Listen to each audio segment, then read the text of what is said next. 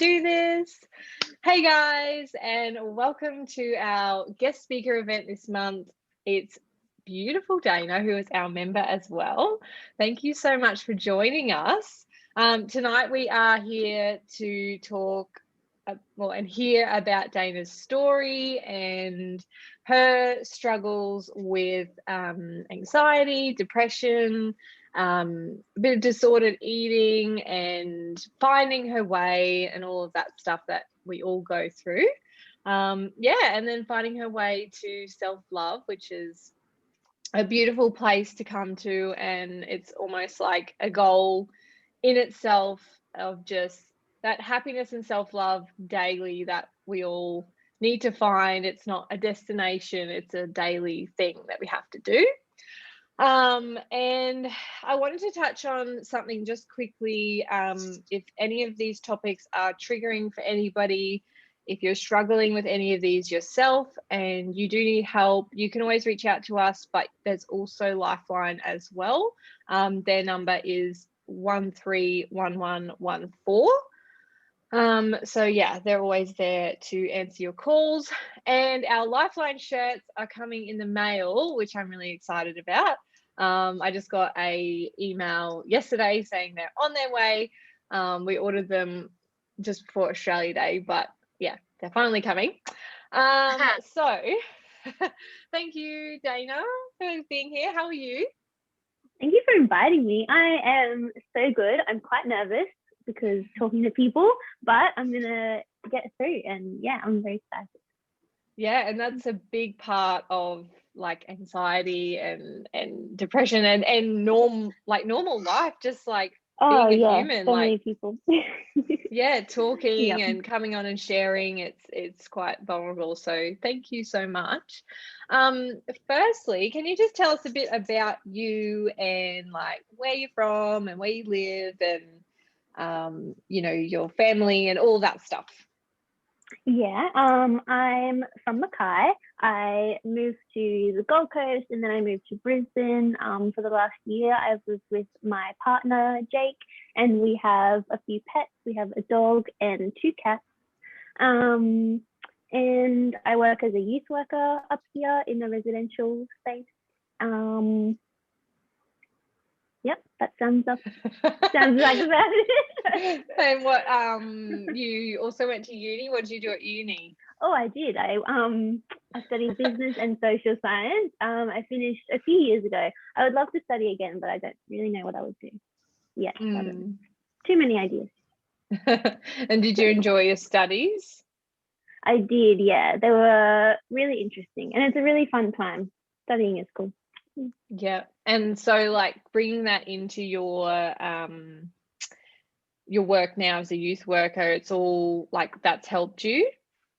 Yeah, definitely the social science degree like transfers. So yeah, I use that quite a bit, and I get lots of training on my job, so that's good. Yeah. Cool. So I think we'll get into a bit more of like your journey into youth work a bit later, but we might go back to the beginning of your story, and if it's all right with you, sort of looking back on your journey, can you sort of pinpoint like some early signs of your depression and anxiety and like what the causes might have been at the time? Yeah, this is such because everyone is so different. So like this is obviously just my personal journey and everyone is so different. But for me, like when I was in high school, I got my first like serious boyfriend when I was like 13 or 14. I say serious because like when you're a teenager, you think it's serious, but but because this was like my first, your first love is so dramatic and big, and like because I'm such a loving, wholehearted person, I like latched onto this as like, this is it. This is my fairy tale. I'm going to be with this guy forever, all of these dramatic things. And so when that fell apart after a couple of years. Like I kind of lost myself in that because I had attached my like self-worth to this relationship. Mm-hmm. And so that's the kind of like starting point that I can find for me. And then like at the same time, like I was going on social media, and that was a new like internet was starting. So I was on this blogging site called Tumblr. I don't know if you've heard of that. Yeah. And you can like see what everyone else is posting, and you share them, and you can post your own if you want. But yeah, that became like a real, you know, a daily thing for me to use that, I guess. And so I came across like this part of it that was very like body focused, and like it's still around on the internet everywhere, just like this focus on how you look, and you need to be skinny and you need to be thin, and then you'll be accepted. So with me being vulnerable, I was like, you know, attached to that as well, and it just kind of dragged me down further. Yeah, I think we can all relate to that, like seeing, you know, even before social media, it was a problem, like with magazines and like movies and all of that stuff. It's everywhere. Yeah. So that just happened to be where I got it. And I just remember being like fully consumed with these thoughts of like, I have to look like that girl to be beautiful, and then I'll be happy. Like I was so engrossed in this. And can you sort of like see now that like what would you say to yourself now, or like when you think back on that, do you kind of go, oh my God, like you were beautiful, like you are beautiful, like is that the kind of things Yes, oh my God, I would say like stop looking. But it's so hard to do at the time, like I can say that now. But when you're like a vulnerable teenager young woman, like you want to feel accepted, and then when someone on the internet says you'll be beautiful if you look like this, you think, oh, okay, that's what I need to do. Like you just kind of accept it. So yeah, I got really into thinking that I had to look like that, and it affected like my eating, and you know, brought my mood down and all that kind of stuff. So what I guess let's go into that a bit more. What was like the sort of patterns or things that you were doing that you thought you had to do that became sort of part of your life? Definitely, like with food, I just became obsessed with how much I weighed and how much I ate, and like I definitely didn't need to be, but I just thought, you know, this is what I was looking at and what I thought. So it started with trying to eat less, which I quickly learned that I can't do. I like eating food, which is good. So I gave up on trying to starve myself pretty quickly. Like it's just so damaging to begin with. But then like I had this feeling of failure, like that I hadn't accomplished this skinny person on the internet that I was supposed to look like. So then I went to the polar opposite of binge eating, and I like just started eating so much all the time to like just, you know, shovel my emotions down and try and think about something else and do something else. And I could eat so much, and I did this like nearly every night for a long time, and like I just didn't feel full, I didn't feel sick. I just remember being able to eat so much, and you know, I never told anyone about it. It was just like my awful secret that I felt guilty about. And it's just like this awful trapped feeling of like, you know, you have somewhere you think you need to go, and you try these things, and you're just kind of damaging yourself along the way. I think with the eating thing especially is it's like quite easy to hide it in a way, like it's almost normal to you know, these days to just either you're on a diet or you're not on a diet. So it's like either you're watching what you eat or you eat everything in sight. Yes.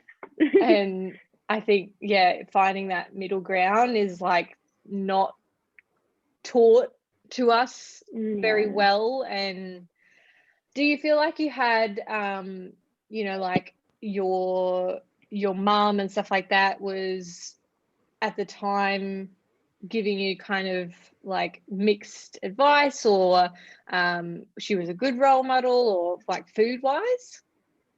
I think my family were really good role models. Like they definitely modeled like moderation and eating healthy foods. The main problem for me was like finding that social media. Like it just has such a power on people that is hard. It's hard to prove that it's the media, but like I like 100% can see it now, like how much of an impact it had. And it's even small messages you get, like you know, like lists of like this food is healthy and this food is unhealthy, or you know, they used to base a lot of your health on your BMI, which we now know is not a very good indicator of your health. But if you're, you know, if you're in this range of BMI, or I can't remember the numbers, but you know, and then you have this awful feeling, even if you're not overweight, that you're like, oh, my BMI is too high, and you feel, you know, like you failed. I can fully relate to that as well. And even if you do have a good role model, it's like that social media world is just so consuming. And I think we're taking really good steps nowadays to like get away from it a lot more, and it's more prevalent that it can be really damaging. So I hope for like future generations, you know, that this won't be such a deal, but it'll probably be something else for them, like you know, something different that they have to struggle with, or you know. So how did it kind of affect your day-to-day life? Like I know you said before, like you were kind of obsessed with food and watching what you ate and things like that. Was there other things that it affected, like with your anxiety and, you know, your relationships, or your how you dressed and things like that? Yeah, like all of it. Like definitely I just had like a heightened sense of I'm worried about what other people think of me, because I was thinking like, oh, they think I'm ugly and they think I'm overweight and these things. I remember some boys at school once thought I was pregnant. Like that's just not a good rumor to hear about yourself. Just like things like that. And I definitely like tried to fit myself into a mold of what I thought I should look like. Like, you know, that was the goal, I guess. Yeah, so yeah, that affected how I dressed, and I did my makeup and my hair, or like tried. But yeah. And do you feel now keep going. You go. What was I gonna say? I was gonna say I thought like relationships where I felt some kind of like, I don't know, like false sense of security almost, like it filled a need up to here but not anything further, if that makes sense. Like like with like boyfriends surface level and gratification stuff, or yeah, relationship. Yeah, I'd say that was the main thing. Yeah. And did you feel like your friends and stuff were going through similar stuff to you, or none of you talked about this kind of stuff? No, I don't remember ever talking about it. No. I think that's the worst thing, isn't it? Yeah. And like I know I'm not the only person, like of course, but it's definitely not something that I ever openly talked about, except with probably a psychologist, and then years later, like many years later, my friends and things like this. So yeah. And what about your family? Like, could they tell that you were struggling, or were you able to sort of keep that under wraps, or? Yeah, I like just hid. I became very withdrawn, and like, you know, didn't want to talk about anything or do anything. I was like the teenager with the attitude like, don't worry, I'm fine, you know. stuff like that. So I definitely push people away, which is like, you know, a teenagey thing to do. And Yeah. Yeah, I don't think it's just a teenager thing to do. I think we all do that in our lives at some point, you know. Oh, yeah, absolutely. Yeah. And then you sort of come back together a few years later and you're like, oh my God, what was I doing? Yeah, it's like almost sometimes like you think you have to handle it on your own, especially when you're struggling. Like a lot of people think it's my problem, I have to deal with it on my own, and it's hard to tell someone that you're struggling in the moment. Yeah, 100%. I think that's why in this world now, like, you know, the Are You Okay and all that kind of stuff, and like Lifeline and everything is so big. And even groups like mine and other people's that do similar things, like it's just so important that you have a community and, you know, that sort of awareness, and just to not feel alone and know that other people are struggling as well. Yeah, and you don't have to do it alone. Yeah, you can talk about it. So what about like things that you use to cope? Like I know you said binge eating, but was there other things that you did to like your coping mechanisms? You know, we all find ways to cope, whether that's drugs or food or Netflix, like whatever it is. Did you have a few of those things? When I was in high school, I self-harmed for a little bit. Not too long, but that was one at the time. Okay. And then I think I transferred that on to food.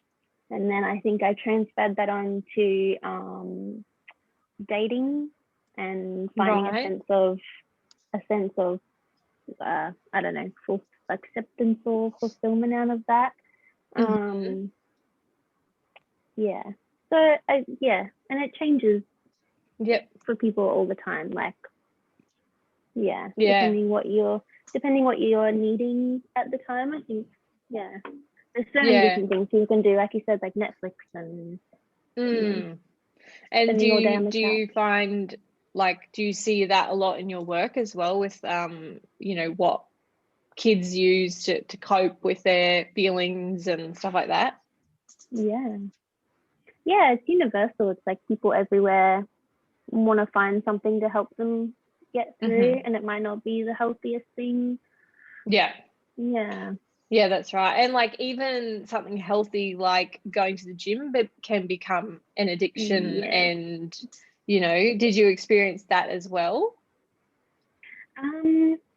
Not the gym thing, but I know what you mean about people finding like going to an unhealthy length of something that would be like going to the gym, but if you're doing it twice a day, 7 days a week for an hour at a time, it's not looking very healthy if you're doing it for a negative reason in your head.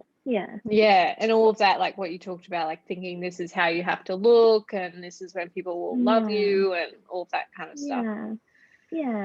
So I guess, what do you think was the like turning point where you could kind of identify these things for yourself, or maybe other people helped you identify them, and then what did that sort of point look like? I don't know if it was a point, more like it was really, really slow process, I think. Like I learned a lot over many years, and like it kind of had this snowball effect, and then I finally got to like a tipping point where I had it figured out. Like I've got it figured out pretty much, you know. So, but no, it definitely took a long time of like seeing a psychologist and slowly making little changes in like what I consumed on social media and people I talked to, habits like that. So it's definitely a long and slow process. Oh, sorry. So what about I think I wanted to ask you this at the start, but I forgot. Can you give us like just to sort of give us an idea of where you were at like your lowest, and then where you feel you are now on a scale of 1 to 10? Yeah. I think at my lowest, yeah, on a general scale, maybe like a 2 or 3, and then up to like an 8 or 9 at the moment. So Yep. big difference over maybe like 8 years, I'd say. Mm.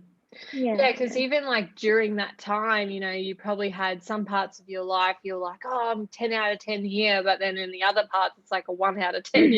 Yeah, exactly. Yeah, and it Yeah. still fluctuates a little bit, and that's perfectly fine. Mhm. But it's that, still progressing and learning about yourself, so that you don't go back to those low points that are really damaging. Yeah. So I guess like this is something I feel people should do a bit more often, and you can add it into your journaling as well. Is like a little activity of, you know, sort of your overall mood for the day. And I find maybe like that can be a little bit too broad. So you can definitely break it up. Like you could go like morning and evening, or morning, lunch, evening, like kind of thing. Because sometimes like you have the shittest morning and you're like, I'm having a 1 out of 10, and then Yeah. things get better and by the end of the day, you're having an 8 out of 10. But I think if you do struggle with depression and any of this kind of stuff, self-love, like it's all interconnected, or no matter what the condition may be called. Yeah, I think if you can give yourself a little score, and that can really help you see your progress as well, and like maybe even track where you're at. And like, when you go to a psychologist or a therapist or something, and they're like, so how's your mood most of the time? And it's like, well, I find that answer like is really hard, because I'm like, well, sometimes I'm fine, and then other times I'm really not fine. Like, Yeah. so yeah, I think it's a good little way to just check in with yourself and be like, how am I feeling? 1 out of 10, what, like 1 to 10. And I don't know, I just feel like that's a good little activity if anyone wants to add it into their journaling. Yeah. And you can even do it just in your head, like, as well. But I think writing it down has a big power as Yeah. well. Um, And I've I've seen just on that, this like, if you're a person that likes using apps and different things to track, if you don't want to write it down, there's this app I looked at recently, but there's a lot of them. It was called Breeze, and you can check in as many times as you want during the day, and you kind of, put a scale on, I'm feeling really happy or I'm feeling really sad, and you can put little notes about like what you were doing, and then it saves it in like this, electronic diary, and it shows like, you're most happy in the mornings, or you most often felt sad after you left work, like different things like that, because it can help you notice patterns and different things, like, after you talk to family, you feel low or you feel really good. Like, that's just an yeah, idea. that's Yeah. cool. That's exactly what I'm talking about. Yeah, some way Yeah. of kind of tracking it, because especially if things are progressively getting worse, and Mm. then you do seek help, and it's good to know what the pattern is. Like with anything, even if you have back pain, and you can kind Yeah. of track when it's worse, when it's better, like what do you do to make it worse, what are you doing that makes it better, all of that kind of stuff. Yeah. Yeah, it just helps with your recovery and your help. And also, I just remembered that you've put together a PDF freebie for everybody as well. Yeah. It's called Love Letter to Yourself. Can you tell us a little bit about that? Yes. It's definitely not my original idea. I'm not claiming it. I just made it look really pretty, and I added a few extra things on the end that I like.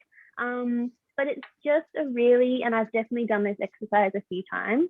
It's just a really nice way to like check in with yourself and write nice things to yourself. It prompts you to pick traits about yourself that you like, and then reasons why you like them, and yeah, a couple of extra things on the end.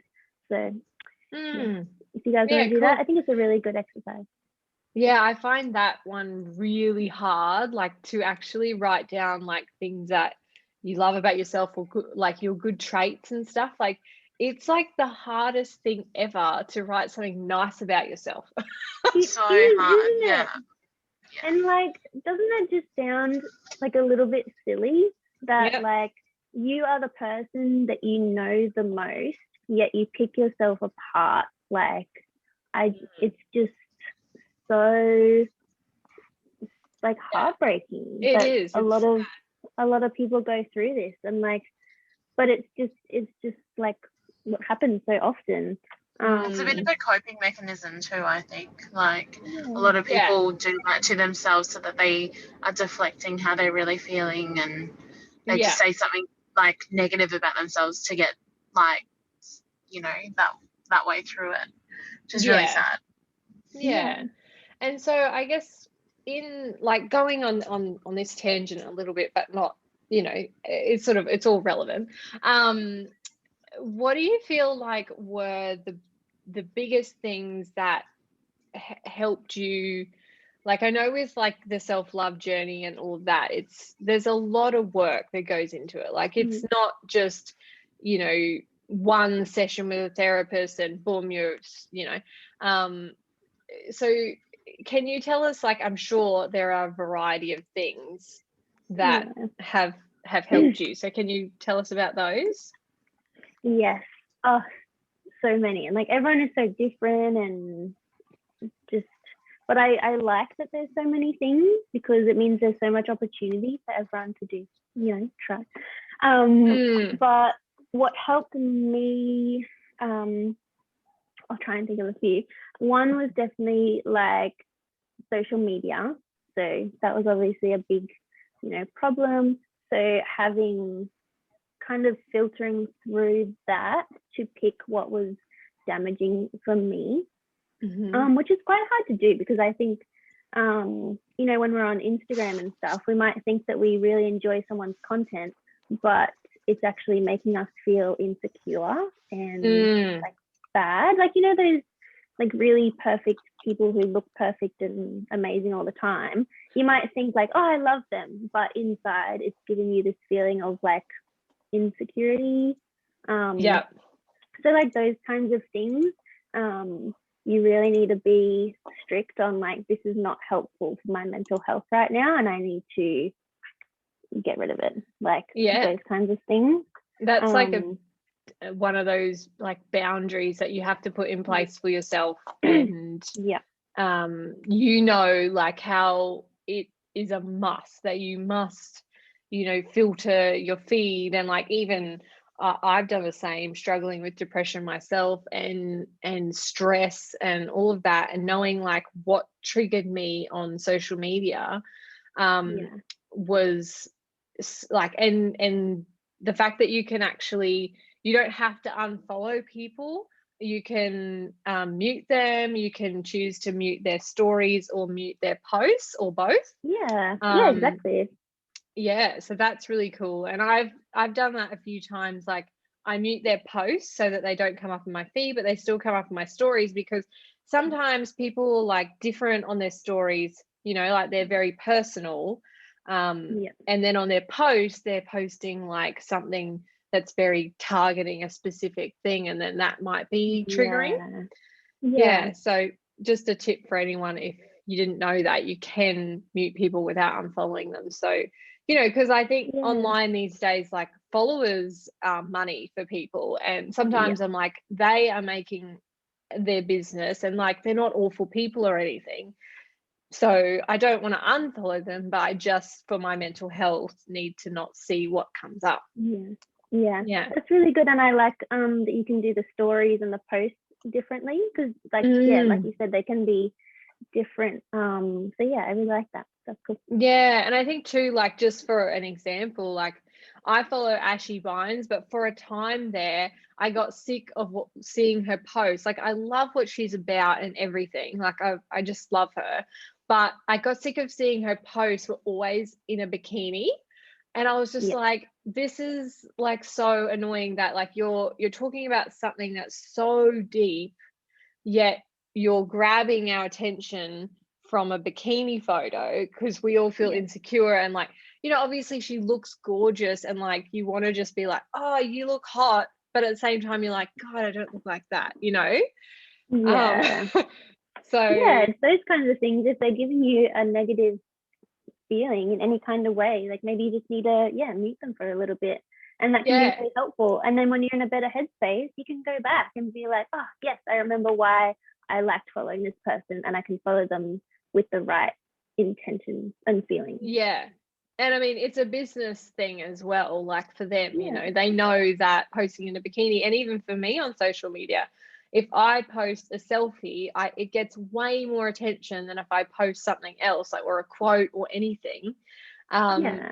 Because people are just kind of addicted to this, like how you look, and if you look beautiful in your photo, it's just like this crazy cycle.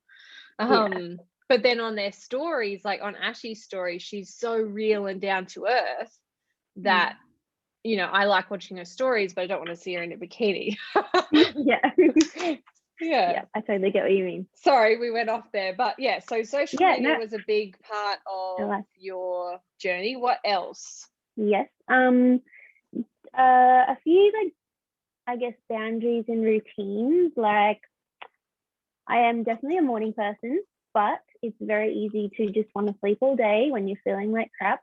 So having that, little boundary of I'm going to get up at, 7 or 8 or 6, whatever it is, and just start my day, because I know that makes me feel better than sleeping all morning. So just little things like that. Like, that you're a morning person also. Things like that, and making sure that I eat a few meals throughout the day. Eating regularly rather than like irregularly or fasting or anything like that. Yeah. And it's about finding what works for you and what makes you feel good at the time. Yeah, I can definitely relate to the food thing. Like today, like I was telling you before, and I didn't have breakfast, and I was disorganized today, which is totally fine, but it's not the way I like to live my life. Like the whole day I was annoyed with myself for being disorganized and having to go and get a wrap from the bakery when I love to cook my own food and know what's in it, and it makes me feel good knowing all of that and then eating it, and it's delicious. And then I had this headache all day from like not eating, and then eating a wrap that I would not normally eat. And I tried to like just drinking all this water and stuff. I'm like, maybe it's just the water thing, but I seriously think it was just because I didn't eat properly or how I normally eat. Yeah. So I mean, there's so many small things that we do, right? Like, sleeping, eating, exercising, boundaries, relationships, all of that, all of our little self-care things as well. But what would you say the big things were that were really like the biggest contributing factors to sort of getting better in your mental health and then finding self-love as well? The biggest thing is the way I talk to myself. Like, it used to be just, so negative and pick myself apart, which I know is common for so many people, and I definitely still do it, but it's about actively trying to change that and turn it around. Try and turn it around. And no one's going to be perfect. You're not going to 100% love yourself every single day. It's perfectly fine, but it's about just finding, I think, mainly acceptance with yourself, rather than, if you can't love yourself, like, at least try to accept yourself for how you are, because you're so individual, and everyone's unique and different. There's nothing wrong with how you are. There's nothing wrong with how I am. Like, those kinds of acceptance is a very big first step that's really hard. And that made a big difference for me to then be able to make those small changes and find self-love. Yeah. I think for me, like the other thing that's been huge on my journey is the awareness of my thoughts, like Yeah. actually going, oh my God, did I seriously just, like, you pull yourself up on it and you're like, did I seriously just think that? Like, Yeah. and you might as well have said it out loud, because it has that much impact on you. And it's the awareness of all the things that you do. And I think that's where the self discovery journey is really special. Um, and also really hard. Like, it's Mm. hard to change the way you do things, and it's hard to open up to people to get the results, because I really feel that that's a big part, is having the courage to open up and share your story and say, I'm really not okay, and this is what I'm thinking right now.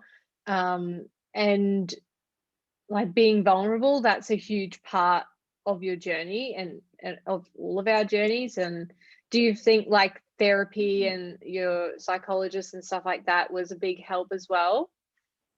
Yeah, it definitely was a big help. And you're right, it's really hard and it takes a lot of courage to be honest with not only other people but yourself. Because Mm, sometimes, you can be kind of lying to yourself in a way because you yeah. kind of like go through the day thinking, I'm fine, I'm fine, I'm fine, I'm fine. And you try to ignore all of the, underlying feelings. But it's Hmm. taking that step to be honest with yourself first and say like the way that I talk to myself is not okay, and I need to cut myself some slack. And I'm trying my best, and that's okay, and I'm worthy of love, and I'm worthy of just accepting myself. Yeah, it's so easy to just pick yourself apart. Like, so Yeah. easy. It's almost like the default. Like if something goes wrong, it's like, oh, it's my fault. It's horrible. Yeah. Like, but trying to slowly shift that is, yeah, huge. Yeah. And it's, for anyone listening, like, it's not going to happen overnight. It's like a Mm. long process, and we all Yeah. have a different story. And some of us, I think the other thing to remember is, like, if you are struggling with chronic pain and depression, and or and all of these things, you might be struggling with them all. um it's like, your story is just as valid as anyone else's. And if you say, oh, I should be grateful because I have this, and like, look at that person, they don't have this, so like, why should I be so down or whatever. And your story is 100% valid, and has just as much, like, your feelings of depression, you can't compare them to somebody else's. Mm. Mm. Yeah, you're so right. It's very important to remember that. Um, yeah, your story is 100% valid, and so are you. Mm. And it's okay to share that with people that you feel comfortable with. You don't immediately have to go to the people in your close circle because they might not be the safest people to share this Mm. with. So, That's right. yeah. Yeah, I think that's where a therapist can come in, as well, because you're like, you're not okay, and you're not really able to see things, from an outside point of view, or from a healthy point of view, if healthy is the right word. um, and that's when it can be like, you can't see that the people you're hanging around, or that they're not the right people to go to, or that they could in fact be more damaging. So that's where I Mm. think getting that outside help and going to find the right person for you, is the biggest, I think, the biggest thing in anyone who's struggling with anything, because we're all struggling with something, Yeah. whether it's a relationship and abuse, or all of this is relevant to any topic, any issue that you might be struggling with.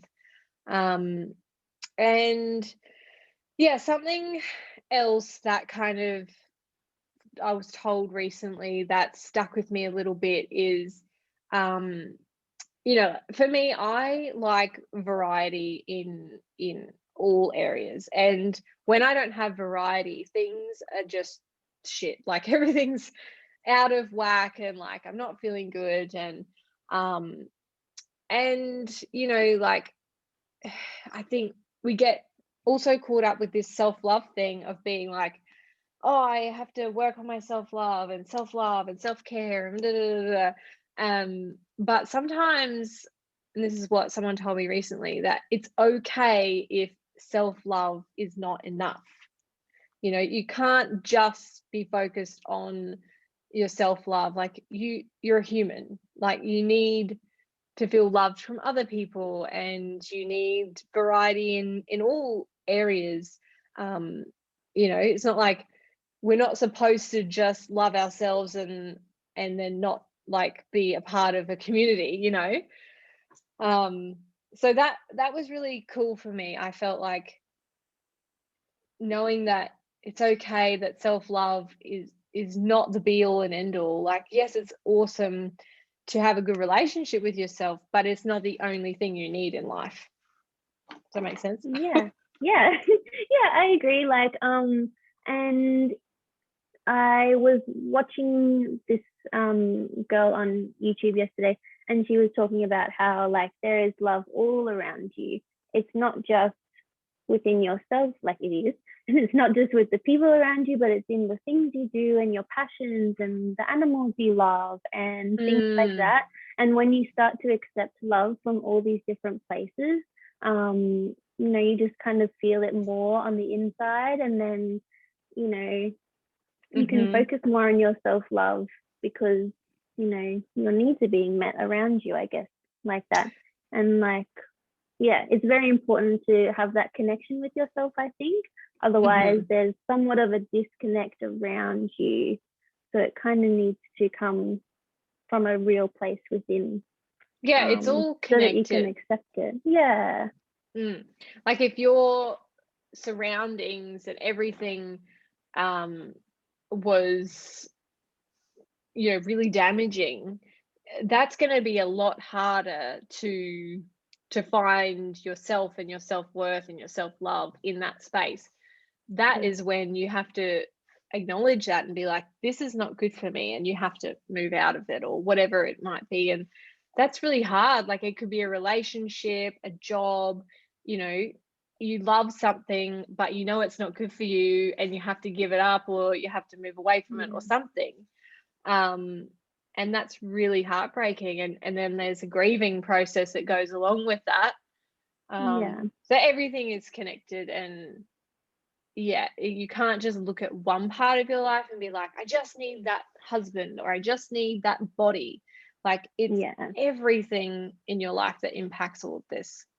And it's also about like being honest with yourself about what you need to feel, because not everyone is a cookie cutter version. So what you need in a relationship is different to what I need in a relationship, and what you need in your activities is different to the next person.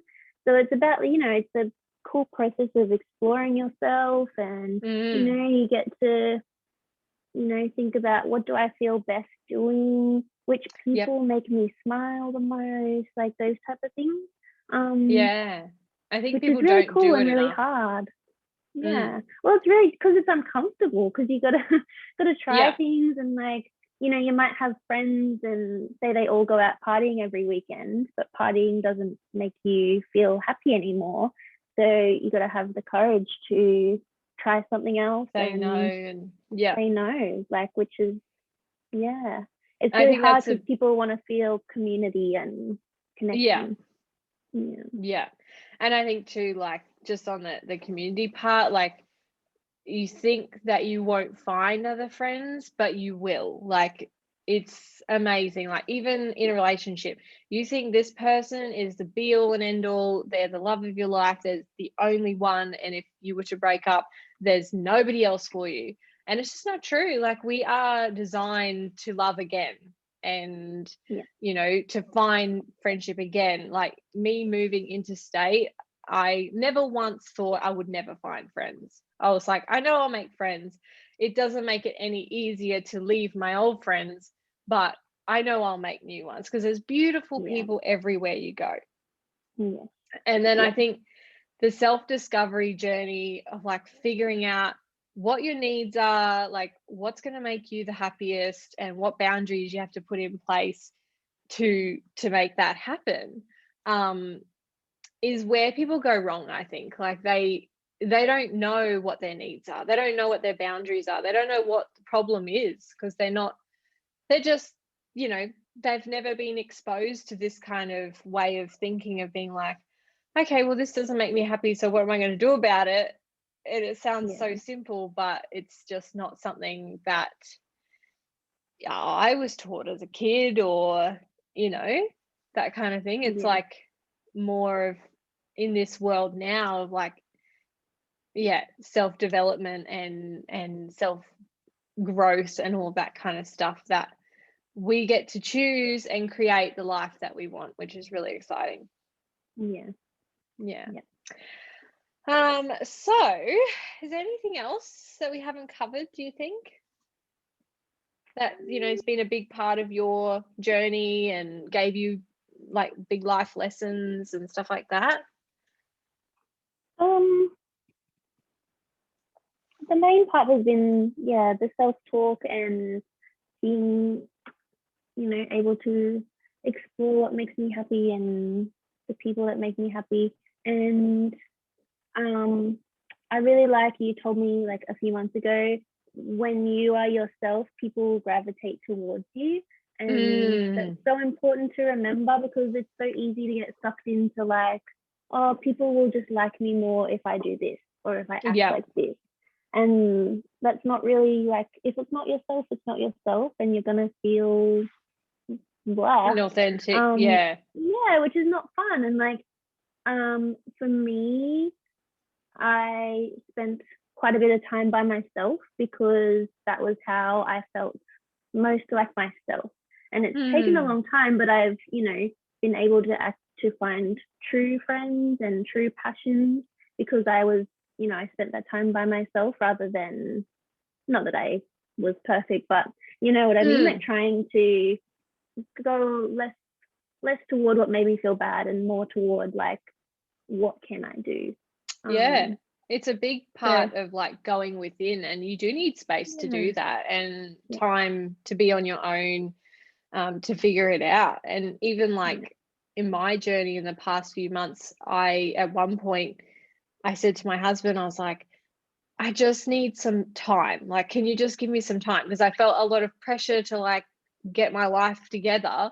And it's like, we just moved into state, and, you know, I was like, I just need some time to get like to settle, kind of thing. Like, it's not just going to happen overnight. And being okay with the fact that it's going to take time and you're going to need space and you're going to need to go through all that stuff.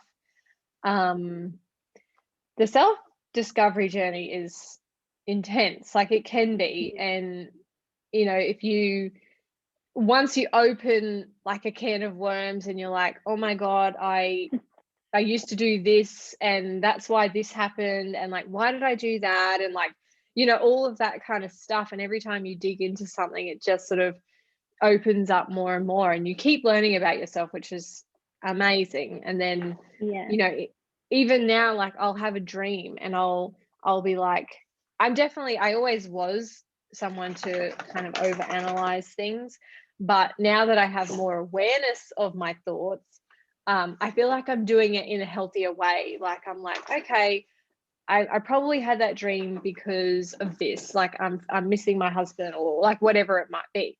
And I'm like, okay, now I know why. I can kind of just forget about that.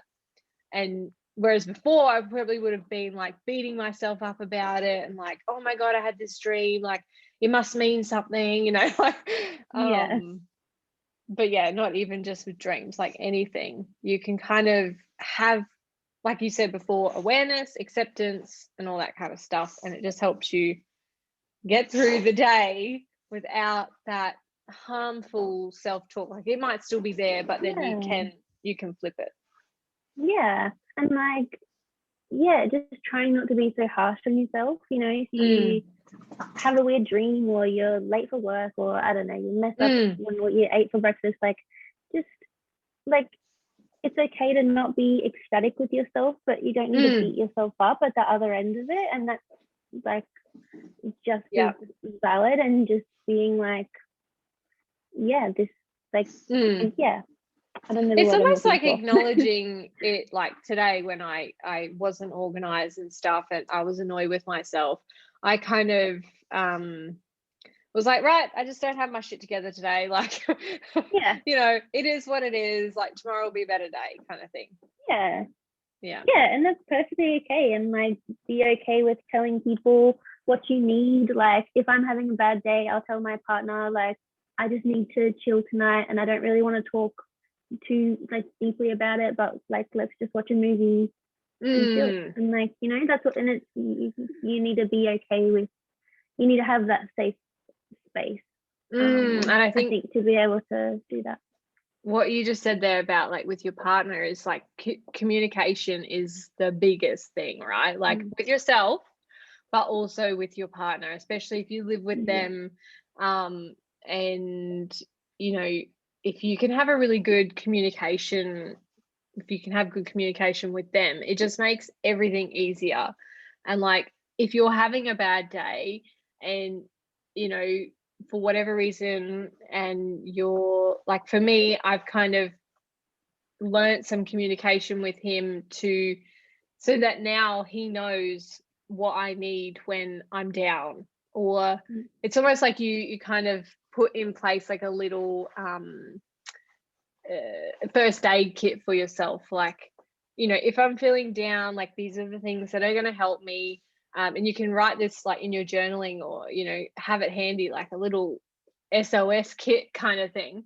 But then also with your partner, like, so that they know as well, and they can be like, babe, are you okay? Or everything's going to be all right. Like, that's the biggest thing for me, is that I just need him to like tell me everything's going to be all right and give me a hug. Like, you know, and when they know that that's all you need, it's like, it just takes the pressure off them as well. Like, having that communication, and they know that that's what you need. It's just, everything's easier. I liked what you said there about like the emotional first aid kind of thing. I wrote a post not long ago about like writing your own emotional safety plan, which is like, in times of feeling stressed, these are the, you know, 4 or 5 things that will help me. And they're just simple things like going for a walk, or making yourself a cup of tea, or having a bath, or calling a friend. But I find that like, if you write that down, and at least look at it sometimes, it helps in the moments. Because when you're feeling stressed, it's easy to feel overwhelmed, and you don't think about what you need, you just think about the stress. Like, yes, that's right. And I think this is a cool part of the journey too, is like being able to know what's going to help you and what makes you feel better, and even just the awareness around that. And then you're just so much more, like, I feel like the word is empowered, you know, like you're more empowered to get through your day and come up against your struggles, and potentially not have to outsource as much. You know, you kind of have that power within yourself to help yourself, and then if things are worse, you can go externally. But yeah, I love that as well, like putting it together. And even if it's on your phone, you know, like, because usually we have our phones with us and we don't have our journals with us. So I feel like on your phone you can just have it in notes and be like SOS kit or something, and, you know, just list the things that are gonna help you. And when you're in those times of need, you can be like, oh, I'm just going to check my list, and like, maybe I'll do this, or maybe I'll do that, and what do I feel like doing today? Exactly.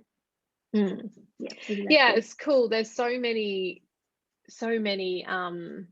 self-care options, and like, you know, because someone's self-care might be like, another one for me is just turning all the noise off. Like, I can't have the TV going in the background, the radio on. Like, you know, if there's all these thoughts in my head, I'm just like, oh, turn everything off. Like I need like this break. Like it's almost like I say to Adam sometimes, I'm having a sensory overload. Like I need everything just quiet. Yeah. And then it's just like that instant calm of a quiet room is relief in itself. Yeah, exactly. Yeah. Cool. Well, I'm sure we could go on and on and on about this, because it's like it's a really interesting topic, and I think that's why I'm also so passionate about talking about it, because I feel like so many people are struggling with depression, anxiety, like all of those things, and there's so many things that they can do to help. Like so many things, and like, you know, trying all this different stuff, and like it might seem overwhelming to someone at first, you know, and it's a slow process like we've talked about. But I think that's why I want to talk about it more, because I'm just like, it makes my heart break when I know that people are struggling and they don't have the tools and the know-how to, you know, to help themselves in that moment. So they reach for alcohol or food or drugs, or you know, or their self-talk is just so damaging, and you know, and then suicide and all of that. It's just really sad, and I think that's why we need to keep talking about it, and we need people to know that there's a place like core membership. You know, there's Lifeline that they can ring, and there's people out there that can help them to eventually know how to help themselves. Yeah, I feel exactly the same. I feel, it's so close to my heart, and it just hurts to think about all the young women and women of all ages and men, everyone that like are struggling with these things by themselves. And I just want to like tell them, like, it's okay, and you're going to be okay, and it's okay, like it's all right that you're struggling. It's nothing wrong with you. And like it's so hard, because this journey of going on a self-discovery journey is like, there's no right or wrong way to start it. You know, you just have to start, whether that's with, you know, one podcast that you listen to that opened your mind to thinking a little bit differently, or you know, writing down your thoughts. So like there's so many ways you can begin. It doesn't have to be therapy, and it doesn't have to be you know, medication or anything. So there's no right or wrong way. For anyone that's watching this on the replay, it's however you start your journey, and however it goes is exactly how it's supposed to go. And you know, just by starting is the best way to get better.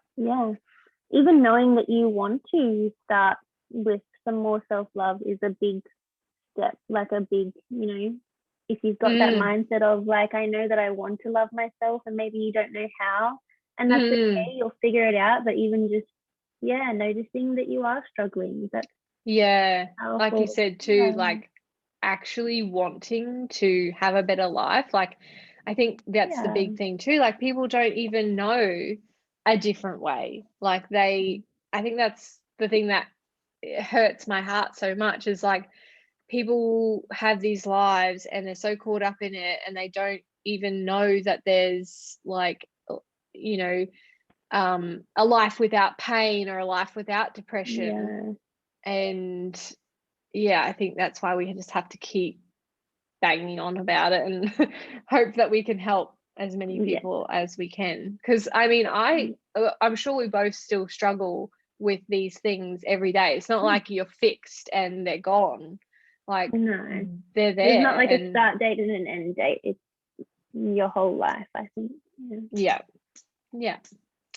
Well, this has been a beautiful chat. Thank you so much for sharing your story, and you know, I guess being vulnerable. And I'm sure that just even opening up about all of this is like lit you up inside, just like it has me. And it's a really good feeling, and I think that's why we have to keep doing it as well, because it's like you know, and I think that's why it helps so many people when they open up, because it lights something within them, you know, that they didn't have before. And thank you so much. Yeah, it feels really good to talk about and share with someone and have a really open conversation. So yeah, thank you so much. That's all right. Thank you. And if anyone wants to reach out to you, where can they find you on socials? My Instagram is World with Dana, or you can go to my personal one because I love making friends. It's just dana.strain. Or on Facebook, wherever. Yeah. And I'll also link your blog and your PDF as well for everybody to have a freebie. So thank you for putting that together. Cool. All right. Well, let's wrap it up there, and have a good night. Thank you. Bye.